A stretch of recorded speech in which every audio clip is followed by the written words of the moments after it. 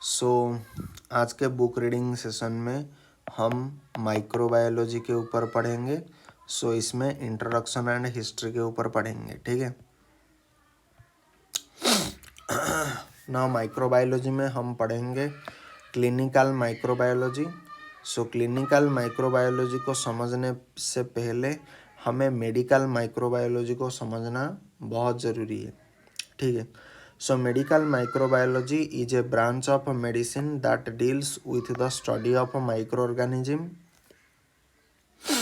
such as bacteria, virus, parasite, fungi which produce disease in human, जो कि क्या करते हैं, ह्यूमन में डिजीज प्रोड्यूस करते हैं।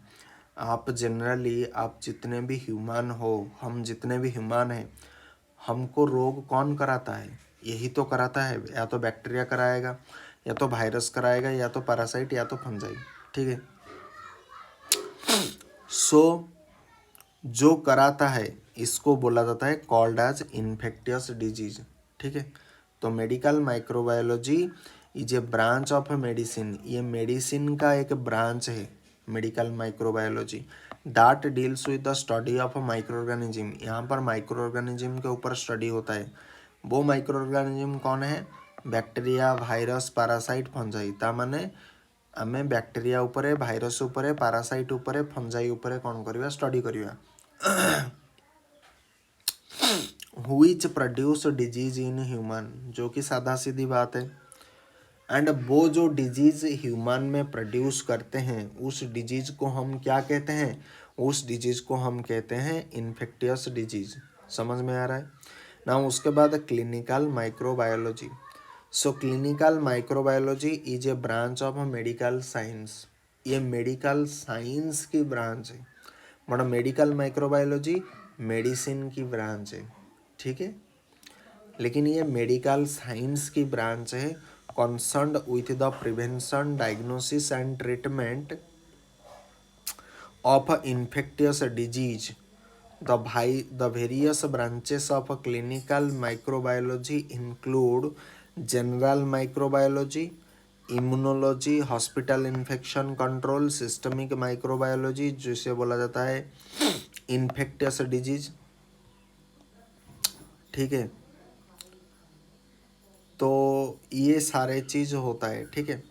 एंड दूसरा चीज़, मेडिकल माइक्रोबायोलॉजी का डेफिनेशन अलग है, क्लिनिकल माइक्रोबायोलॉजी का डेफिनेशन अलग है। मेडिकल माइक्रोबायोलॉजी हमेशा याद रखो मेडिसिन का एक ब्रांच है, जबकि क्लिनिकल माइक्रोबायोलॉजी मेडिकल साइंस की ब्रांच है। मेडिकल साइंस मतलब समझते हो? मतलब एक ऐसा सिस्टम जिसमें सब कुछ इंक्लूडेड होता है। लेकिन यहाँ पर मेडिकल माइक्रोबायोलॉजी में आप कोई चीज़ स्पेसिफिक पढ़ते हो। स्पेसिफिक मतलब आप बैक्टीरिया, वायरस, पैरासाइट, फंजाई के बारे में स्टडी करते हो। लेकिन क्लिनिकल माइक्रोबायोलॉजी जब मैं वर्ड क्लिनिकल लगा दूंगा, दोनों केस में माइक्रोबायोलॉजी कॉमन है, लेकिन मेडिकल है तो ये मेडिसिन के लिए रीडायरेक्टेड होगा एंड ये बैक्टीरिया, वायरस, पैरासाइट, फंजाई के बारे में स्टडी होगा। एंड क्लिनिकल जब मैं वर्ड लगा दूंगा तो ये हमेशा मेडिकल साइंस को समझा जाएगा। क्लिनिक्स मतलब समझते हो? क्लिनिक्स कहाँ पर दिखने को मिलता है? मेडिकल में। तो मेडिकल साइंस हो गया, जहाँ पर क्या होता है? Prevention, diagnosis, treatment. यहाँ पर क्या होता है? यहाँ पर रोग होता है, ठीक है। आप ऐसे समझ सकते हो, यहाँ पर डिजीज होता है एंड क्लिनिकल माइक्रोबायोलॉजी में क्या होता है? उसी डिजीज का डायग्नोसिस होता है, प्रिवेंशन होता है, ट्रीटमेंट होता है, डीपीटी, ठीक है। डायग्नोसिस, प्रिवेंशन, डायग्नोसिस, ट्रीटमेंट, ठीक है। Clinical microbiology is a branch of medical science concerned with the prevention, diagnosis and treatment of infectious disease. जबकि मेडिकल माइक्रोबायोलॉजी को क्या कहा जाता है? जो इन्फेक्शन ये कॉज करते हैं उसको इन्फेक्टियस डिजीज बोला जाता है। लेकिन यहाँ पर इन्फेक्टियस डिजीज का डायग्नोसिस, प्रिवेंशन, ट्रीटमेंट होता है, तो दोनों अलग है। The various branch of clinical microbiology include, देखो क्लिनिकल माइक्रोबायोलॉजी क्यों, मेडिकल माइक्रोबायोलॉजी तो एक है, लेकिन क्लिनिकल माइक्रोबायोलॉजी के अंदर सब ब्रांचेस है। जैसे कि general microbiology, E deals with the study of general properties of the micro organism. यहाँ पर जनरल माइक्रोबायोलॉजी में क्या होता है, माइक्रो ऑर्गेनिज्म के जो जनरल प्रॉपर्टीज होते हैं इनका स्टडी होता है। वो जनरल प्रॉपर्टी क्या है, आपका टैक्सोनॉमी हो गया, आपका मॉर्फोलॉजी हो गया, पैथोजेनेसिस मतलब कैसे ये ह्यूमन को अफेक्ट करते हैं, लैबोरेटरी डायग्नोसिस मतलब लैबोरेटरी मतलब कौन सा बैक्टीरिया वायरस आपके अंदर है कैसे पता चलेगा, जब टेस्ट करेंगे। तो laboratory diagnosis, treatment for their effective killing, उसके बाद हम उसका ट्रीटमेंट करेंगे कि उसे ख़त्म कैसे कर सकते हैं। ठीक है, ये सब आ जाएगा जनरल माइक्रोबायोलॉजी के अंदर। ठीक है, नाउ उसके बाद इम्यूनोलॉजी, इम्यूनोलॉजी मतलब आपका इम्यूनिटी पावर के ऊपर स्टडी जो होता है। It deals with the study of the immune system, आपके एक इम्यून सिस्टम होता है जैसे रेस्पिरेटरी सिस्टम, डाइजेस्टिव सिस्टम, वैसे आपका इम्यून सिस्टम एक होता है। Immunological mechanism of infectious disease, immunological mechanism of infectious disease and various immunological method for the diagnosis of infectious disease and various immunological method, बहुत सारे इम्यूनोलॉजिकल मेथड होता है किसके लिए, डायग्नोसिस करने के लिए, किसका, इन्फेक्टियस डिजीज का। ठीक है, इन्फेक्टियस डिजीज का डायग्नोसिस करने के लिए बहुत सारे इम्यूनोलॉजिकल मेथड होता है। तो यहाँ पर इम्यूनोलॉजी में हम स्टडी करते हैं किसका, इम्यूनो सिस्टम का स्टडी करते हैं। Immunological mechanism of infectious disease, infectious disease का जो इम्यूनोलॉजिकल मैकेनिज्म है उसके बारे में हम पढ़ते हैं। And various immunological method for diagnosis of infectious disease. ठीक है, नाउ हॉस्पिटल इन्फेक्शन कंट्रोल, ये भी एक आता है HIC। It deals with the study of various control measure to prevent the transmission of health care associated infection। Hospital infection control मतलब क्या हो गया, it deals with the study of various control measure to prevent the transmission of health care associated infection. कोई hospital को कोई patient आ गया, उसे कुछ गंभीर मान लीजिए टीबी टाइप का पेशेंट है, या आपका कोई भी जो पेशेंट जो बहुत ज़्यादा इन्फेक्टेड है तो वो दूसरों को इन्फेक्शन पहुंचा सकता है, तो उसको कैसे हम ठीक कर सकते हैं। ठीक है, तो ये होता है हॉस्पिटल इन्फेक्शन कंट्रोल, मतलब हॉस्पिटल में जो इन्फेक्शन होता है उसको हम कैसे कंट्रोल करेंगे। ठीक है, ये होता है हॉस्पिटल इन्फेक्शन कंट्रोल एंड इसके बारे में प्रॉपर एक स्टडी होता है। Then systemic microbiology, systemic microbiology क्या होता है, सिस्टमिक माइक्रोबायोलॉजी मतलब आपका इन्फेक्टियस डिजीज भी इसे बोला जाता है। Then micro organism infect various organ system of our body, ये आप सभी को पता है कि माइक्रो ऑर्गेनिज्म हमारे बॉडी में बहुत सारे ऑर्गन सिस्टम को क्या कर देता है, इन्फेक्ट कर देता है। Accordingly the infectious disease are classified into various clinical syndrome.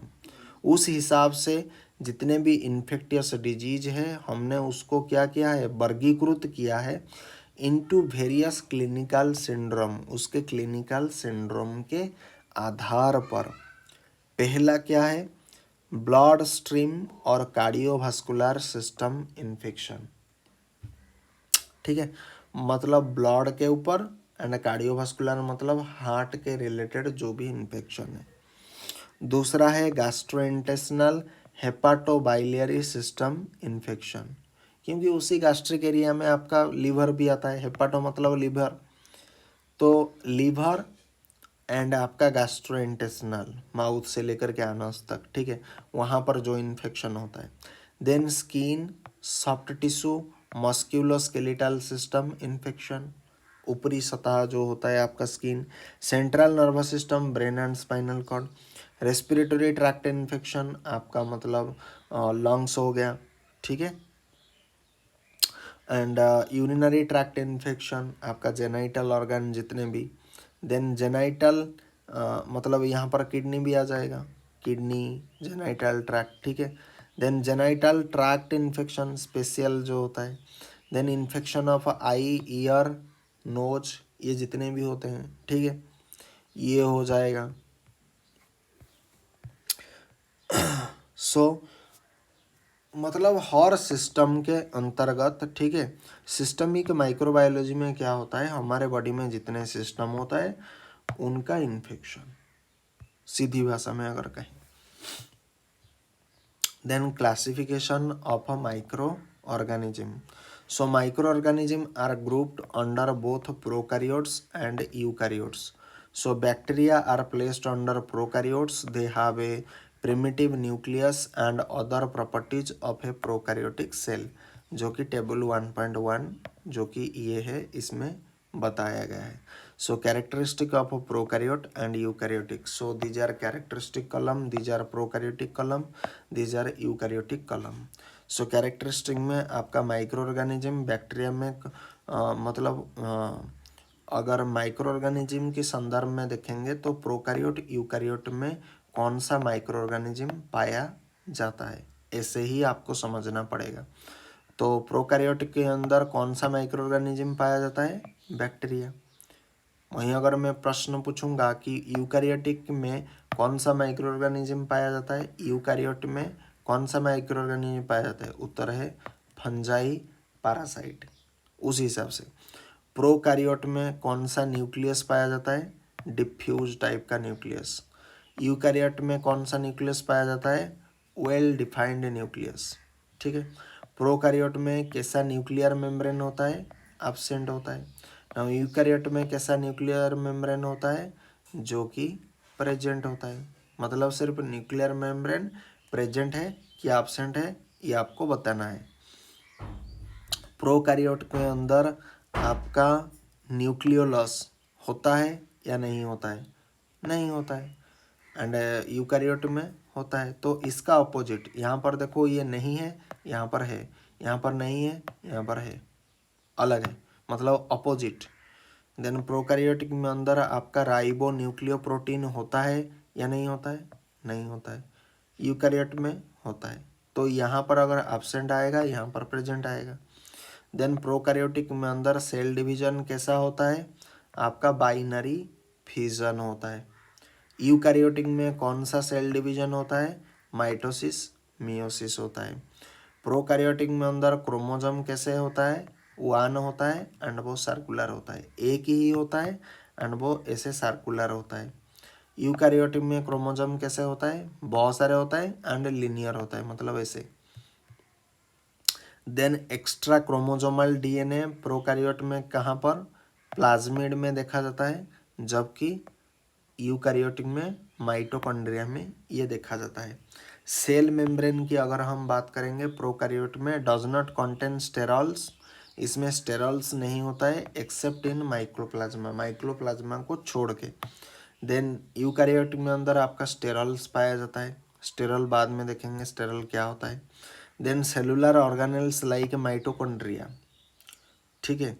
Prokaryotic में अंदर आपका जो माइटोकॉन्ड्रिया जैसे सेलुलर ऑर्गेनेल क्या होता है, एब्सेंट रहता है, ठीक है. सिर्फ किसको छोड़ दोगे, राइबोसोम को छोड़ दोगे, मतलब राइबोसोम में प्रेजेंट होगा, इसका मतलब ये है. एंड यूकैरियोटिक में अंदर प्रेजेंट होता है. एंड प्रोकैरियोटिक में अंदर जो राइबोसोम होता है उसका जो यूनिट होता है वो कैसे होता है, 70s यूनिट. एस मतलब होता है सेप्डबर्ग यूनिट. यूकैरियोटिक में 80s यूनिट होता है. देन साइट ऑफ रेस्पिरेशन, इसमें क्या होता है, साइट ऑफ रेस्पिरेशन प्रोकैरियोटिक में अंदर मेसोसोम होता है एंड इसमें यूकैरियोटिक में अंदर माइटोकॉन्ड्रिया होता है. तो आज के वीडियो के लिए इतना ही, मिलते हैं किसी और एक वीडियो के साथ. टिल देन थैंक यू, जय Hind, Vande Mataram, thanks for watching.